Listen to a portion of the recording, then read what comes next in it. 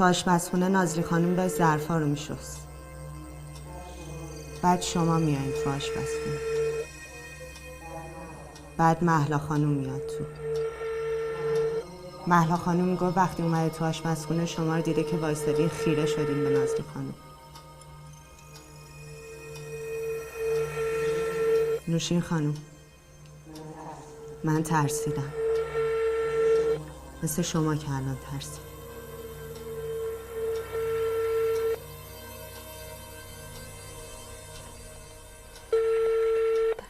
بردار لامصب. فقط هرچی بود نازلی خیلی به هم ریخت، واسه همینم رفت فکر کنم. اومدم تو حال دیدم نازی که میشه برداشت رفته سمت در. یه لحظه وایساد یه نگاه کرد و رفت. نفهمیدم.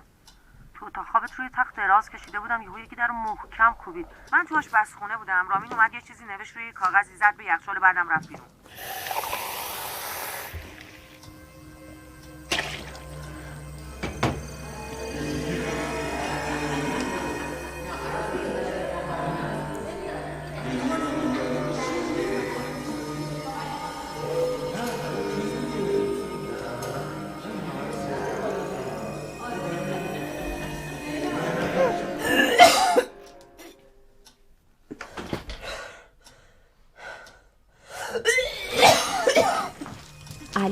الو ببین قطع و وصل میشه. میگم رامین چی؟ آخه قربونت یه چیزی گفتی زندگی دختره رو که هیچ. زندگی بیخیال بابا بیخیال.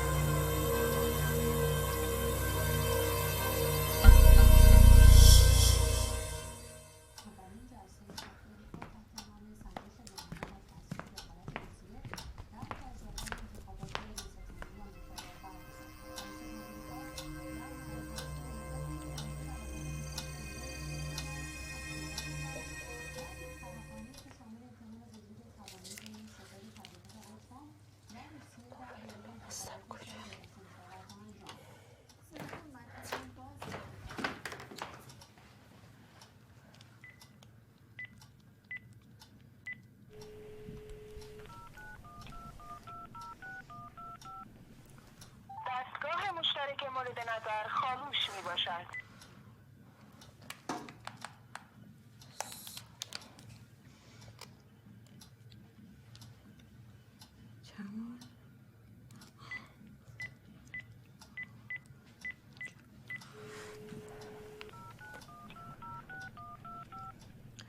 بردار سارا بردار.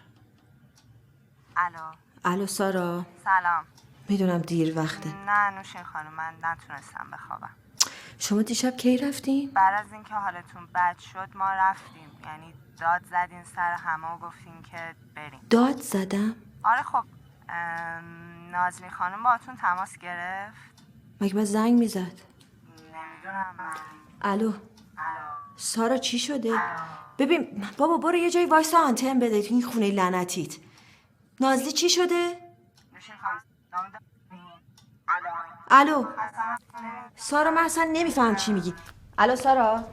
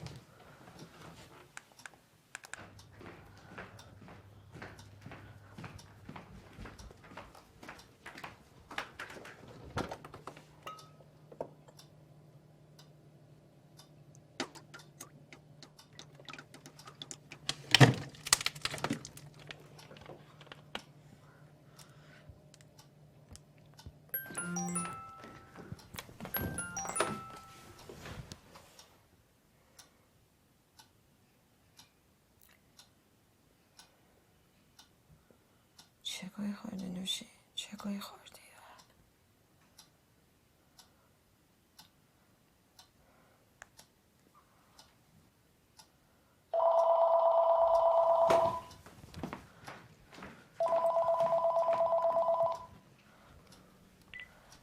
الو رامی؟ نخور نوشین. وقتی ظرفیتشو نداری نخور. زندگی بقیه بستگی به ظرفیت تو نداره. مسخره تو نیست. میدونی نازلی بعد 5 سال زندگی چی بهم گفت بعد اتفاق امشب؟ نه میتونی بفهمی؟ گفت اگه تا 7 صبح برنگشتم دیگه سراغمو نگیر. میگم گفت اگه تا 7 صبح برنگشتم یعنی تموم، همه چی تموم. میشه به من بگی من چه گویی خوردم؟ میشه به جای مزخرفات بگی دقیقاً دیشب چه اتفاقی افتاد؟ الو رامی؟ الو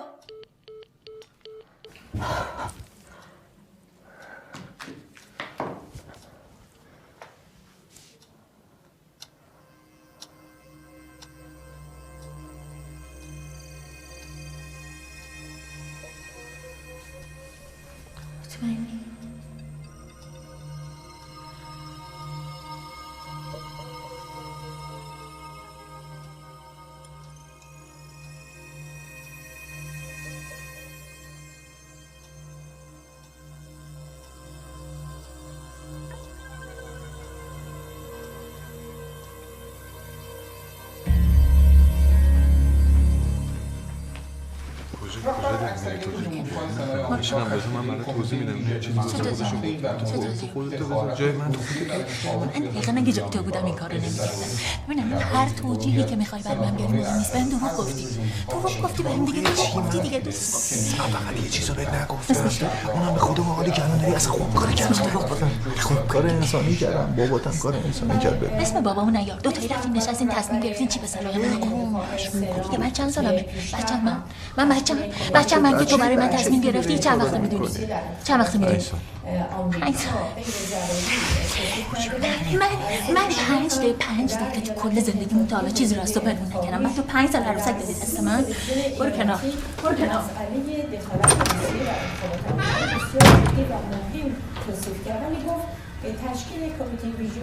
عصبی شدی داد زدی سر نازلی.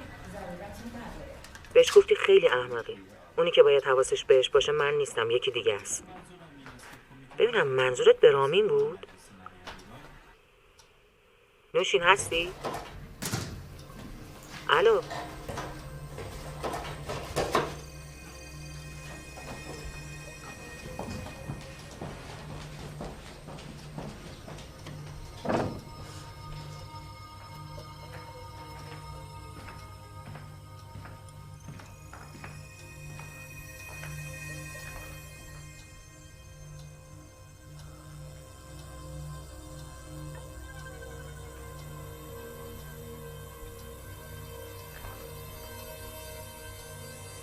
اینا رو ولش کن. وقتی بهت میگم جایی که رامین است منو دعوت نکن واسه همین موقعاست. میموندم تو حال میزدم لط و پارش میکردم. اومدم برم تو تراس سیگار بکشم که از دستشویی اومدی بیرون. صدای نازی رو شنیدم که داره سر رامین داد میزنه و اومدم تو حال دیدم نازی کیفش برداشته رفته سمت در. یه لحظه وایساد یه نگاه کرد و رفت.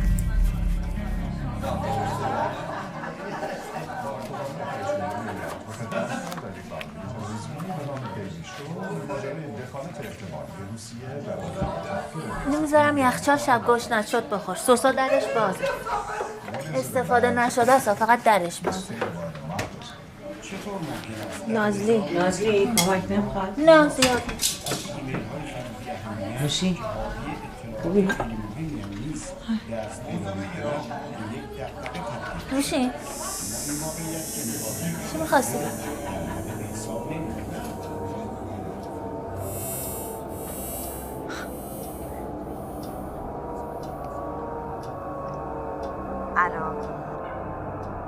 الو نوشین خانم. بله هستین؟ من فقط همینا یادمه. بعدم که از دستشویی اومدین بیرون و رفتین نشستین روی کاناپه. نوشین خانم من یه چیزی بگم.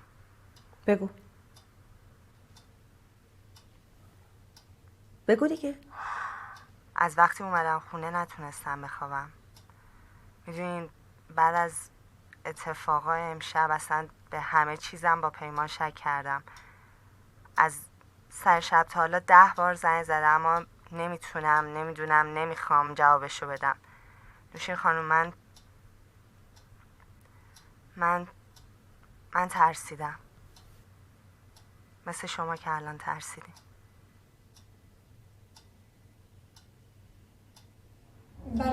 مثل بابام نگم دکتر تنش از تصویر هیچ بچه من که تو برای من تصمیم گرفتی چند وقت رامین میگه که تو اتاق خوابت داشته تلفنی صحبت میکرده. اینقدر درگیر بوده ذهنش، اینقدر فکرش مشغول بوده اصلا متوجه نشده که تو هم تو اتاقی. از سر شب رامین یه فاز بدی داشت. منم که طبق معمول داشتم گند و کثافتکاری رفیقاتو بعد از گند زدن به خونه میسابیدم. بعد یه تلفن رامین زنگ خورد. اومد سمت اتاق خوابت. بعد دوتایی از اتاق خواب اومدیم بیرون با یه حال آشفته و درب و داغون. یه لحظه، من تلفن رو 2 ساعت اینجا بس کردم، میگم شلوغه، میگم شلوغه، فردا بهت زنگ میزنم، باز دوباره از سر شب داری زنگ میزنی. یه لحظه آروم باش، من چی دارم بهت میگم. من اگه از نازلی بهنون کردم من دلیل داشتم، من دلیل خودم رو داشتم. یعنی چی؟ تو متوجه نمیشی. من نکردم نازلی دیگه اصلا دقیقا نزیدیم.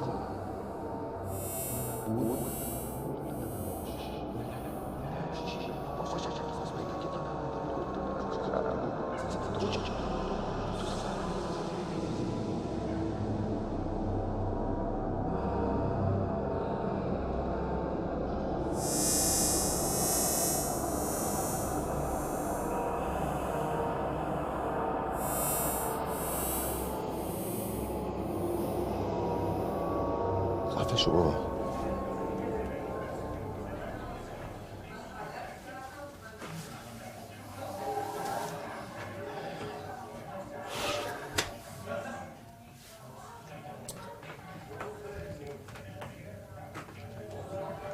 این بار چندمه که داره این اتفاق میفته.